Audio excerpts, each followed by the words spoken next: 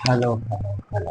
तो कैसे हैं आप सब? मेरे संस्कार कंटिन्यूस कर रहे सेशन को कंटिन्यू करते अपन सेशन हल कर लिया था को कंटिन्यू कर रखे हैं, है ना।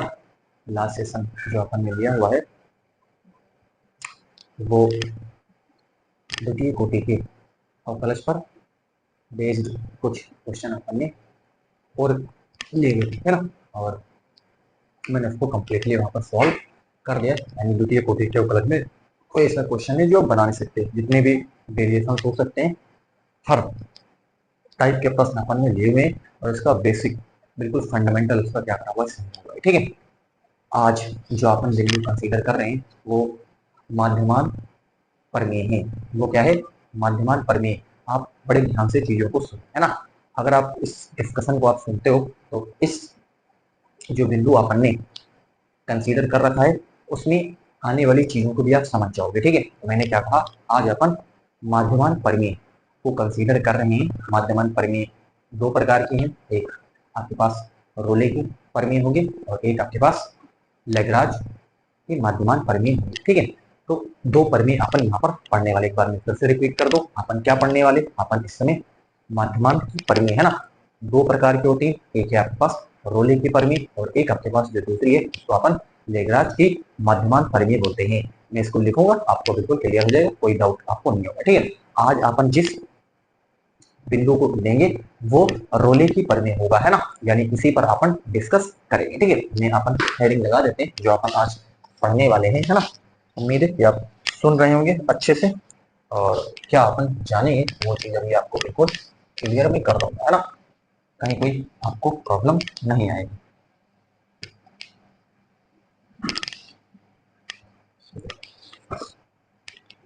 है ना। तो अपन का जो बिंदु है वो है रोले की प्रमेय।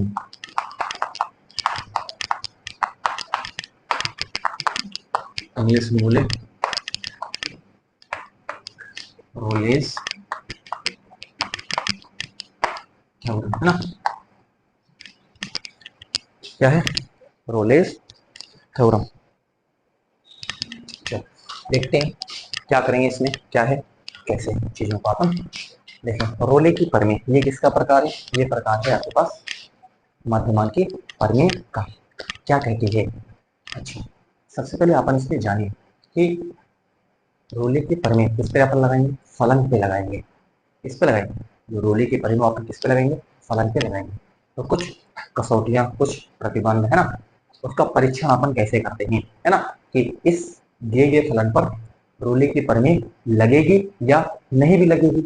एक बार फिर से सुने, मैंने क्या कहा कि वो परीक्षण क्या है, वो तरीके क्या है, कैसे आप जानो कि इस दिए गए फलन पर रोले की प्रमेय लगेगी या फिर नहीं लगेगी, ठीक है ना। इसको अपन जानने के लिए कुछ कसौटियां हैं, कुछ प्रतिबंध है, उन प्रतिबंध को फॉलो करना चाहिए, तभी आप रोले की प्रमेय को उस फलन पर क्या कर सकते, लगा सकते। अदरवाइज रोले की प्रमेय को आप उस फलन पर लगा नहीं सकते हैं, राइट, है ना। और वो कसौटियां क्या है, वो कसौटियां मैं अभी आपके सामने लिखने वाला हूँ, ठीक है।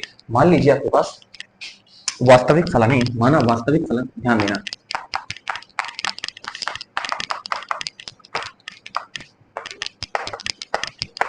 एक वास्तविक फलन है f और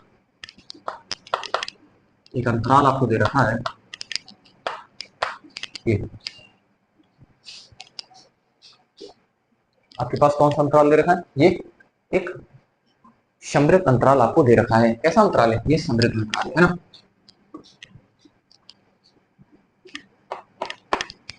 इस प्रकार परिभाषित है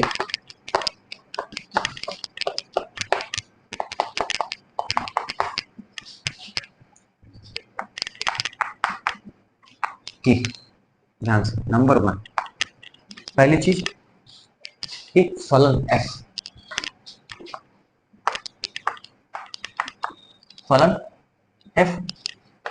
समृद्ध अंतराल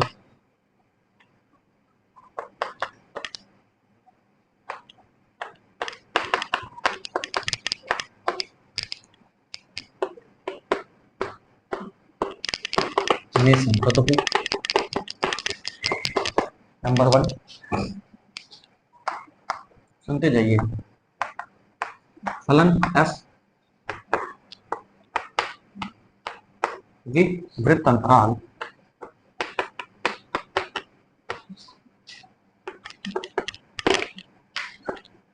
ये अंतराल ए कॉमा बी में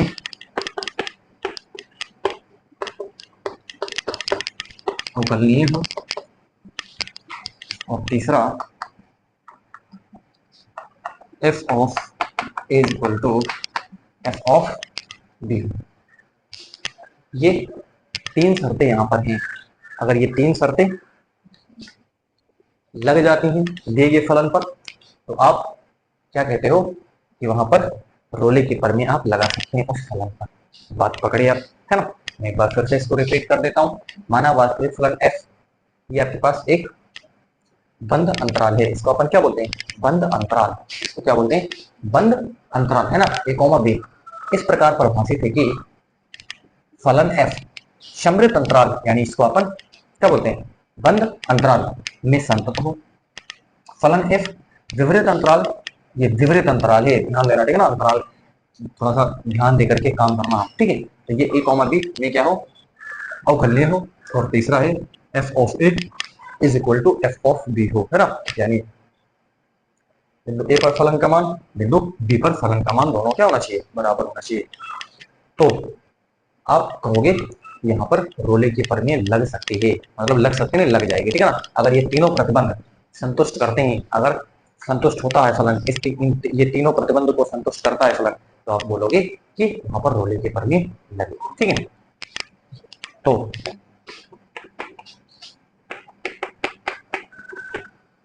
अंतराल ए कॉमा बी में कम से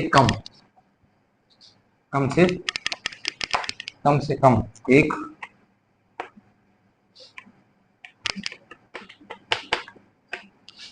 वास्तविक संख्या C का अस्तित्व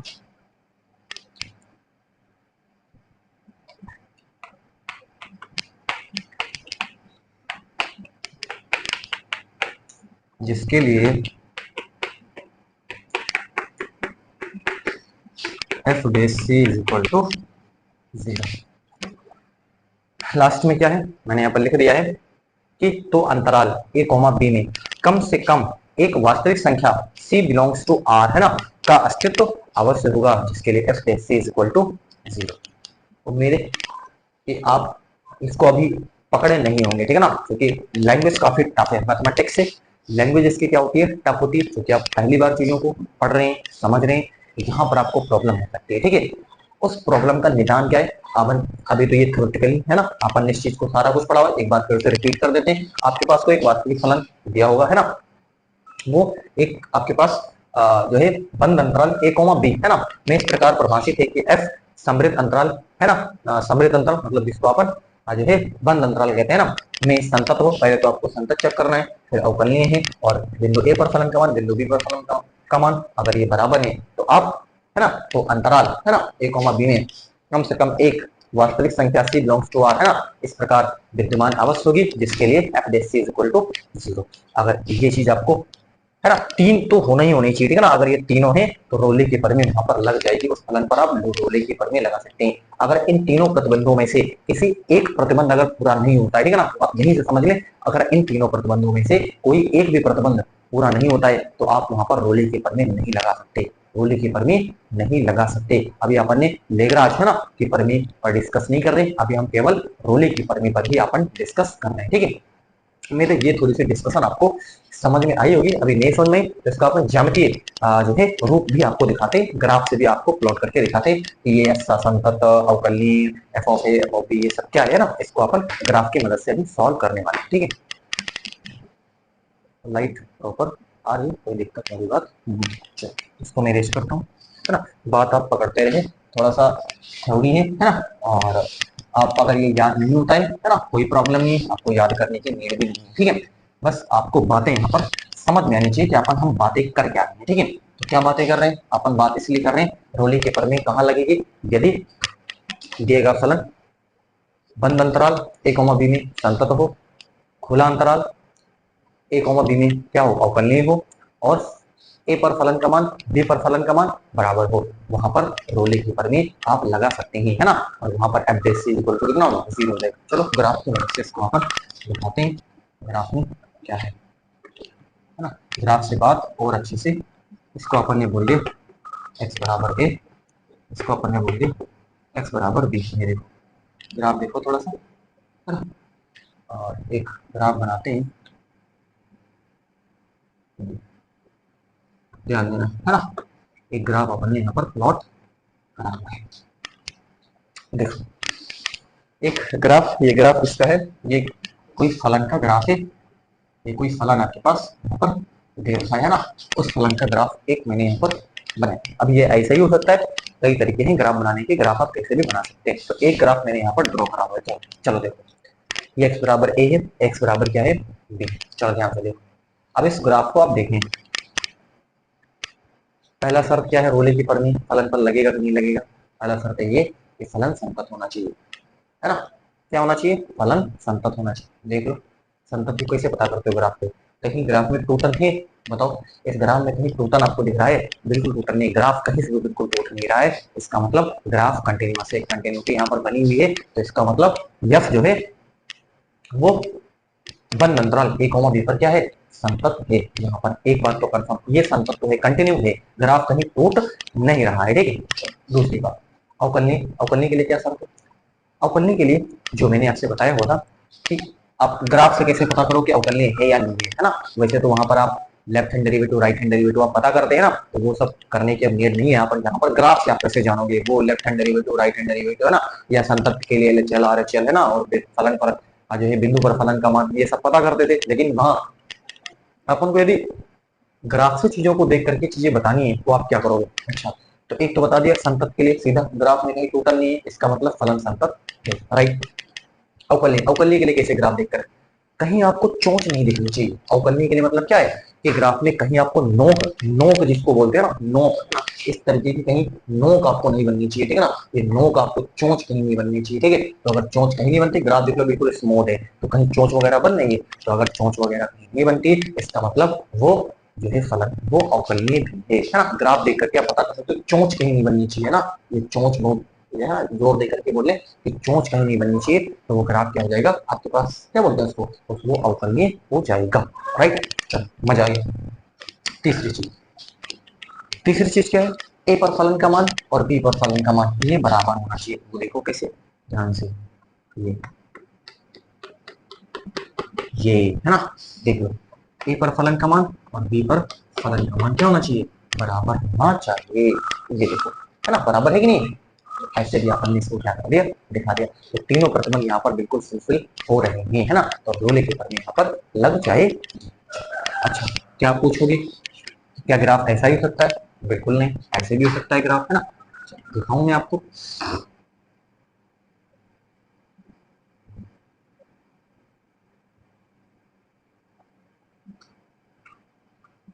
है ना, कैसे भी ग्राफ हो सकता है, ठीक है, ग्राफ ऐसे भी हो सकता है ना। कोई जरूरी नहीं कि ग्राफ दुनिया में केवल वही ग्राफ हो जो पहले शुरू बना है, कैसा भी ग्राफ हो सकता है ना। अच्छा, क्या करते हैं ऐसी स्थिति होने पर, अपन क्या करते हैं, एक बिंदु लेते हैं, ये देखो ग्राफ पर एक पॉइंट लेते हैं, है ना, और इसको एक टेंजेंट खींचते हैं, एक स्पर्श रेखा, इस बिंदु पर क्या करते हैं, कोई एक बिंदु लेते हैं, है ना, और ये बराबर हो गया, है ना, सब कुछ बराबर फाइनल हो गया, ठीक है ना। यानी संतत भी है, अवकलनीय भी है, बिंदु ए पर और बिंदु पर फलन का मान सब क्या है, बराबर है, ठीक है। अब अपन क्या करते हैं, एक बिंदु जो है रेखा जो अपने ग्राफ बनाए उस पर कोई एक पॉइंट लेते हैं और इस पर क्या खींच देते हैं, एक स्पर्श रेखा खींच देते हैं। चलो ध्यान से, एक क्या खींच दिया, एक स्पर्श रेखा अपन ने इस पर क्या कर देना है, खींच लेना। ये देखो एक स्पर्श रेखा अपन ने क्या कर दिया, खींच दिया इसको। और ये जो आपने टेंजेंट खींचा है, ये जो आपने स्पर्श रेखा खींचा है, इसका अगर स्लोप बताओ, इसका स्लोप क्या होगा, इसकी प्रवणता, ये जो आपने टेंजेंट खींचा हुआ है इस टेंजेंट की प्रवणता क्या होगी, इसकी स्लोप क्या होगी, तो इसकी स्लोप अगर आप देखोगे, है ना, F dash X is equal to, slope कितनी हो जाएगी, 0 हो जाएगी, क्योंकि ये एक्स अक्ष के क्या है, पैरेलल है, एक्स अक्ष के क्या है, पैरेलल है, इसलिए स्लोप इसकी क्या हो जाएगी, 0 हो जाएगी। और अगर इसको आप इस पॉइंट को क्या ले लो, सी ले लो, ये लो एक्स इज इक्वल टू सी, तो या फिर यहाँ पर x इज इक्वल टू क्या ले लो, c ले लो, तो f A C is equal to कितना हो जाएगा, 0 हो जाएगा। और यही लास्ट में मैंने आपसे क्या करा था, बोला हुआ था, ठीक है, कि c एक कम से कम एक वास्तविक संख्या c बिलोंग्स टू r का अस्तित्व अवश्य होगा, जिसके लिए f dash c is equal to 0 हो जाएगा, ठीक है। एक बिंदु कम से कम आपको जरूर मिलेगा, ठीक है। अब एक से ज्यादा भी मिल सकता, कम से कम एक है ना, एक से ज्यादा मिल सकते हैं। जैसे यहाँ पर देखो, यहाँ पर एक टेंजेंट खींचो, ये देखो एक स्पर्शरेखा का खींच दिया, यहाँ पर खींचो, यहाँ पर भी एक अपन ने क्या कर दिया, खींच दिया, ठीक है ना। तो आपको एक से ज्यादा बिंदु भी क्या है, मिल सकते हैं, लेकिन कम से कम एक बिंदु तो अवश्य ही आपको क्या करेगा, मिलेगा, ठीक है ना, जिसके लिए F dash C is equal to कितना होगा, 0 हो जाएगा। तो ये ग्राफ से भी आप चीजों को क्या कर सकते हो, समझ सकते हो, ठीक है ना। अपन ने कोशिश करी है बताने की, है ना, और इसमें अगर किसी प्रकार की कोई मिस्टेक रह जाती है तो आप मेरे को सजेस्ट जरूर करें, ठीक है ना, जहाँ पर आपको करेक्शन करना चाहिए, ठीक है। अपन ने जो मैंने सीखा है ना, वो यहाँ पर डिलीवर कर रहे हैं, और आपकी राय क्या है, बताइए कि आपको ये मैटर कैसा लग रहा है, ठीक है। अभी आपको ये सारी चीजें जो मैं अभी लिखा हुआ हूँ, ठीक है ना, थ्योरी के रूप में, जो रोले की परिमेय उसको अपन ने लिखा हुआ है, ठीक है, और फिर इस ग्राफ की मदद से रोले की परिमेय को अपन समझने की कोशिश कर रहे हैं, ठीक है। अगर यहाँ से भी और अच्छे से आपको समझना है तो फिर क्वेश्चन के थ्रू तो आपको बिल्कुल अभी नीट एंड क्लीन, आपको बिल्कुल साफ साफ आपके सामने में ला करके पटक दूंगा चीजें, है ना, और कहीं कोई प्रॉब्लम आपको फेस करनी नहीं पड़ेगी, है ना।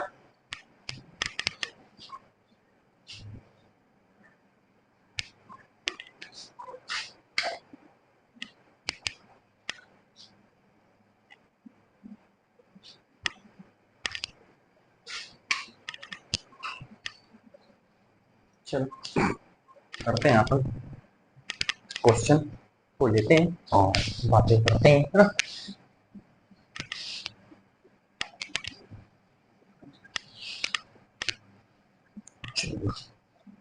क्वेश्चन लेकर के अपन डिस्कस करते हैं, हाँ। पहला क्वेश्चन आपके सामने लाया जा रहा है ना। अंतराल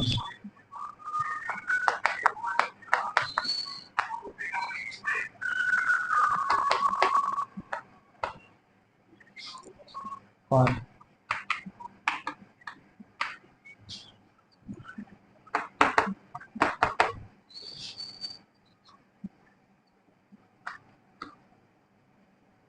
टू एक्स की minus 6x square plus 11x minus 6 के लिए रोले की परिमेय को सत्यापित कीजिए।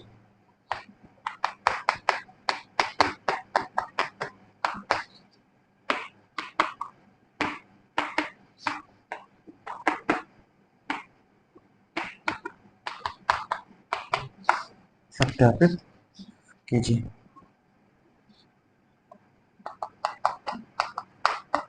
चलो देखो,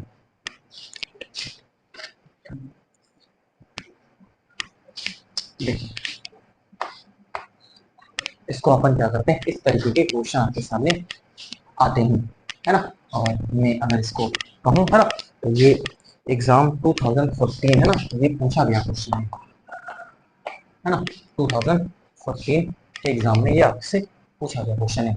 एक अंतराल आपको दे रखा है ना, तो बंद अंतराल आपको पर दे रखा है ना, पर फलन आपको f of x is equal to x2 minus 6x square plus 11x minus 6 है ना, के लिए रोले की परिमेय को सत्यापित आपको करना है, ठीक है। चलो, जो जो रोले की परिमेय तभी सत्यापित होगी, कुछ प्रतिबंध है ना, वो प्रतिबंध यहाँ पर लगना चाहिए, ठीक है। चलो 1 नंबर 1 सारे प्रतिबंध यहाँ पर आप लगाओगे, ठीक है। यहाँ देखिए f of x है ना, क्या है, एक बहुपदीय बहुपदीय फलन है ना, अर्थात बीजगणितीय फलन है, अर्थात बीज क्या है, बीजगणितीय फलन। इसीलिए हम जानते हैं और कि प्रत्येक वास्तविक संख्या प्रत्येक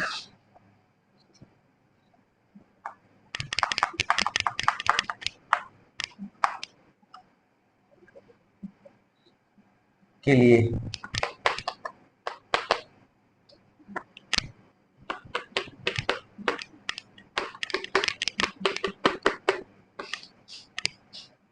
बीजगणितीय फलन संतत होता है। नंबर 1 कंप्लीट है ना। संतत तो अपन ने क्या कर दिया, बता दिया, क्योंकि ये बीजगणितीय फलन है और जो बीजगणितीय फलन होते हैं वो प्रत्येक वास्तविक संख्या है ना, प्रत्येक वास्तविक संख्या, क्या लिखा, प्रत्येक वास्तविक संख्या है ना, संख्या के लिए बीजगणितीय फलन क्या होते हैं, संतत होता है। चलो राइट बी। यहाँ पर फलन f के लिए फलन f डेश x पता करो। f डेश x कितना हो जाएगा, 3x स्क्वायर माइनस का 12x प्लस का 11। ध्यान देना 3x स्क्वायर हो गया है ना, 6 दूनी 12x हो गया और प्लस का कितना हो गया, प्लस का 11 हो गया है ना। में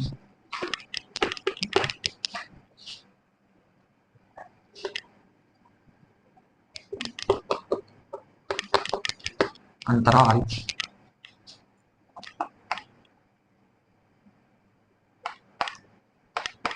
से कोई भी मान रखने पर एक परिमित संख्या प्राप्त होती है। आप इसमें से ये जो अंतराल दे रखा है ना 1,3, इससे आप कोई भी मान रखो, ठीक है ना, आपको जो है एक परिमित संख्या ही आपको क्या होगी, प्राप्त होगी। अतः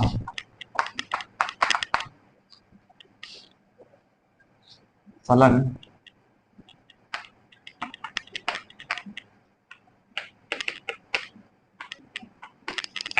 अंतराल के प्रत्येक बिंदु पर अवकलनीय है। चलो ये दूसरी चीज है ना, ये बस थोड़ी सी हिंदी है थोड़ी, ठीक है। इस तरीके के क्वेश्चन में यही तरीका है, ऐसे ही। अब ये चीजें आप भी लिख सकते हो, थोड़ी सी प्रैक्टिस होती है, जब आप थोड़ी सी प्रैक्टिस कर लोगे तो इसको लिखना कहीं कोई मुश्किल नहीं है ना, कोई बहुत बड़ा वो नहीं, बवंडर की लिख नहीं पाएंगे अपन, कैसे लिखेंगे, क्या है, घबरा गए, डर गए, ठीक है ना, लिख लोगे, ये कोई प्रॉब्लम नहीं है। बस अगर लैंग्वेज ऐसी नहीं, जैसी मैं लैंग्वेज लिख रहा हूँ, कोई जरूरी नहीं है, आप चीजों को जो है बस जो कहो वो स्पष्ट कहो, ठीक है ना। आप जरूरी नहीं कि यही लैंग्वेज लिखें जैसे मैं लिख रहा हूँ, ठीक है ना, आप अपने तरीके से चीजों को लिख सकते हो, बिल्कुल फ्री में। ऐसा नहीं कि दुनिया में केवल बस मैंने जैसे लिख दिया बस वही वो बहु आपको उतार देना है ना। आप कैसे भी बस आपको अपनी बात बिल्कुल स्पष्ट रखनी है। चलिए अरेंज करता हूँ इसका मैं। तीसरा प्रतिबंध है ना, तीसरा प्रतिबंध क्या है, x बराबर 1 है ना, 1 पर देखो f of 1 is equal to, रखो 1 का क्यूब माइनस 6 इंटू 1 का स्क्वायर है ना, प्लस का 11 इंटू 1 और माइनस का 6। f of 1 is equal to 1 minus का 6 प्लस का 11 माइनस का 6 हो जाएगा, ठीक है। 1 माइनस का कितना हो जाएगा, प्लस 11 माइनस का 6, राइट है ना। चलो ये कितना हो जाएगा, 11 1 12 माइनस का 12 पड़ गया, बराबर आ गया 12, बराबर आ गया 0, सॉरी। और f ऑफ कितना है 3 पर चेक करो है ना, फिर f ऑफ a और f ऑफ b चेक करते हैं। 3 पर चेक करो, 3 का क्यूब माइनस का 6 इंटू 3 का स्क्वायर प्लस का 11 इंटू 3 माइनस का 6। f ऑफ 3 इक्वल टू 3 3 3 27 है ना, 3 3 9 6 54, ठीक है ना, 3 3 9 6 54 प्लस 11 3 33 माइनस के 6 एफ ऑफ 3 इक्वल टू कितना हो जाएगा यहाँ पे 33 33 और 27 ठीक है ना 3 2 5 7 3 60 माइनस 54 6 54 से कितना हो गया 60 ये और ये कट गया बराबर 0 है ठीक है। तो अब यहाँ पर देख रहे हैं कि यहाँ F of 1 is equal to F of 3 यही है ना, ये आपके पास दिया हुआ था। इस पे दोनों क्या है बराबर आपको दिख रहे हैं F of 1 is equal to F of 3 है। इसका मतलब तीनों प्रतिबंध यहाँ पर संतुष्ट होते हैं। तीनों प्रतिबंध क्या हो रहे हैं संतुष्ट होते। चलो नोट करें फिर अपन आगे जो बातें लिखनी उसको अपन क्या करते हैं लिखते ठीक है।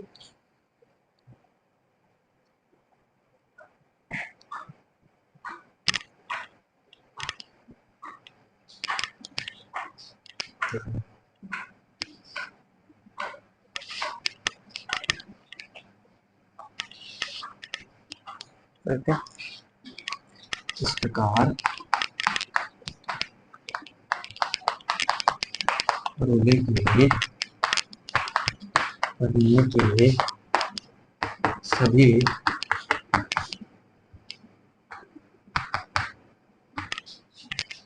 प्रतिबंध संतुष्ट होते हैं है ना। इस प्रकार रोले की प्रवृत्ति के सभी प्रतिबंध क्या होते हैं संतुष्ट ठीक है। रोले की प्रवृत्ति से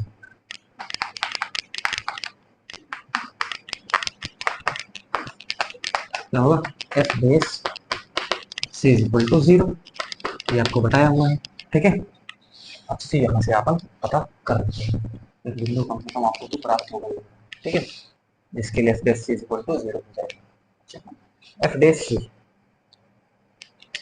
अभी एफ डेस एक्स अपन ने पता करा हुआ था एफ डेस है ना, एफ डेस एक्स अपन ने क्या करा हुआ है पता करा हुआ है ना। तो कितना था एफ डेस एक्स कितना है 3x स्क्वायर है ना माइनस का 12x है ना और प्लस का क्या है प्लस का 11 ये तो था है ना प्लस का प्लस कितना प्लस का 11 ठीक है। एफ डेस सी लिखना है यहाँ पे 3c स्क्वायर माइनस का 12 से प्लस का ये 11 बराबर कितना हो जाएगा 0 3c स्क्वायर माइनस का 12 से प्लस का तो सी आप पता कर लेते हैं है ना। देखिए अब इसको आप सोचें किस तरीके से सी अपन यहाँ पर पता करेंगे। सोचे थोड़ा सा दिमाग लगाएं सी आप यहाँ पर गुणनखंड किस तरीके से करोगे। क्वेश्चन है लेंदी है ना, लेकिन बात अगर पता चल जाए तो फिर लेंदी तो है ना, लेकिन आप बना लीजिए कहीं कोई प्रॉब्लम आपको होगी नहीं। ये एक ही क्वेश्चन मुझे लगता है कि काफी लेंदी होता चला जा रहा है ठीक है, लेकिन हर बात को अपन ने बिल्कुल गहनता से बताने की कोशिश करी है पूरी तरीके से ठीक है। तो चलो सोचो क्या कोई तरीका है कि गुणा कर दो तो कितना हो जाए 33 हो जाए और जोड़ दो तो कितना हो जाए 12 हो जाए ठीक है। तो यहाँ पर अपन किस तरीके से इसको हल कर सकते हैं ठीक है। अपन सीधी धारा 4 से इसको हल करें और कोई तरीका मुझे लग नहीं रहा है ठीक है। तो अपन इसको कैसे कर सकते हैं सीधी धारा 4 से ही काम करना पड़ेगा ठीक है। तो देखो क्या लिखते हैं अपन C is equal to minus B plus minus B square minus का 4ac बटे 2a हो जाएगा ठीक है। सी इज इक्वल टू कितना हो जाएगा बी बी कितना है बी है माइनस का 12 है ना प्लस माइनस ये है माइनस का 12 का स्क्वायर हो जाएगा ठीक है और माइनस का 4 ये कितना है 3 है और ये आपके पास बटे 2a और ये 2a right. C is equal to ये 12 प्लस माइनस ये 144 माइनस 11 33 33 33 मुझे 4 4 3 12 4 3 12 13 142 है ना बटे 6, right. C is equal to क्या हो जाएगा 12 प्लस माइनस कितना बच गया 12 बचा बटे कितना है 6 है ना। अच्छा C बराबर 12 प्लस इसका अपन √3 लिख सकते हैं, ठीक है ना। √12 तो अपन क्या लिख सकते हैं तो √3 है ना, √3। अरे 2 दूनी 4, 4 3 12, 1 2 बाहर कर लेंगे है ना। ठीक, चलिए C बराबर 12/6 प्लस माइनस अलग अलग 6 दोनों के नीचे लिखते हैं। C बराबर 2 प्लस माइनस ये हो गया √3/3 है ना। दो और अगर इसको आप सिंपलीफाई करो √3 से ऊपर नीचे क्या करवा लो गुणा करवा लो 2 प्लस माइनस 3/√3 है ना। ये हो गया। चलो तो क्या लिखेंगे ठीक 2 3 से 3 कट जाएगा तो क्या बचा बचा बस 2 प्लस माइनस 1/3। ये बताओ 1,3 1,3 ठीक है विषम तो आता है चेक कर लो है ना 2 प्लस माइनस 1/√3 है ना। ठीक यही क्या है फाइनल आपके पास आंसर हो जाएगा, ठीक है। ये आपके पास क्या है फाइनल आंसर है और ये 1,3 नहीं आपको क्या है देख लेना होगा, ठीक है ना। 2 प्लस माइनस 1/√3 या आप यहीं पर भी आप इसको क्या कर सकते हैं कर सकते हैं ये यहीं पर भी आप इसको देख सकते हैं इसके बीच में 1,3 के बीच में ही आपको ये मान आपको दिख रहा है, ठीक है। अरे इसकी वैल्यू क्या होगी √3/1 √3/3 है ना 2 प्लस माइनस इसका मतलब ये जो वैल्यू आपके पास आ रही है वो 1 और 3 के बीच में आपको देखने को मिलती है, ठीक है। तो इस तरीके से गोले की जो पढ़े हैं वो सत्यापित हुई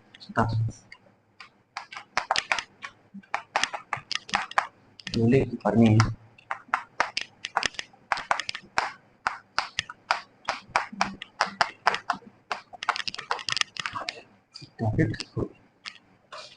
एक क्वेश्चन बखूबी समझाने की पूरी कोशिश यहाँ पर करिए, ठीक है। मेरे आप बात को अच्छे से समझ भी गए होंगे, ठीक है। कहीं कोई कंफ्यूजन आपको नहीं होगा, ठीक है।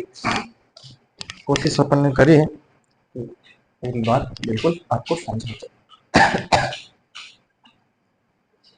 चले सेशन को यहीं पे वाइंड अप करते हैं, मिलते हैं आपसे बहुत ही जल्द। Thank you.